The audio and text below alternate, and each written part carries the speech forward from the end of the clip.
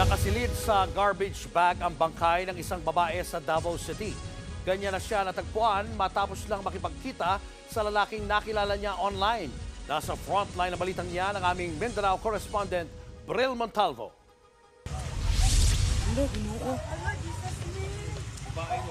Nagulangtang ang mga residente nang madiskubre ang laman ng garbage bag na ito sa barangay Tugbok proper Davao City nitong Sabado. Tumambad sa mga pulis ang bangkay ng babaeng may dalawang saksak sa dibdib. Dito sa gilid ng barangay road nadiskubre ang bangkay ng biktima umaga noong Sabado.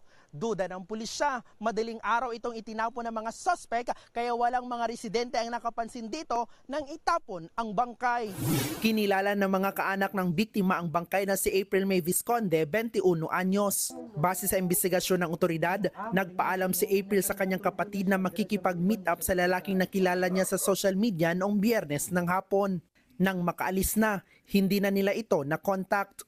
Ayon sa otoridad, posibleng hindi lang nag-iisa ang suspect sa krimen.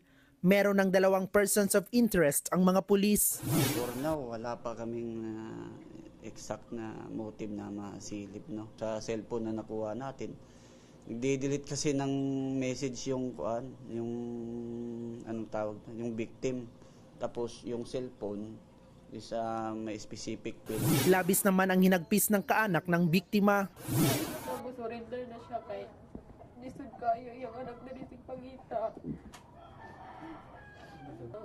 Special lang jud para sa akong ito. Kung kinsa may nakabalo or nakakita sa iya kiigon lang. Isa sa ilalim sa autopsy ang bangkay ng biktima para malaman kung ginahasa ba siya. Patuloy naman ang investigasyon para matukoy at maaresto ang nasa likod ng krimen. Nagbabalita mula sa Frontline, Bril Montalvo, News 5. Mga kapatid, Julius Babaw po. Iba na ang may alam at may pakialam sa panahon ngayon. Para sa frontline ng mga balita, mag-follow at mag-subscribe sa social media pages ng News 5.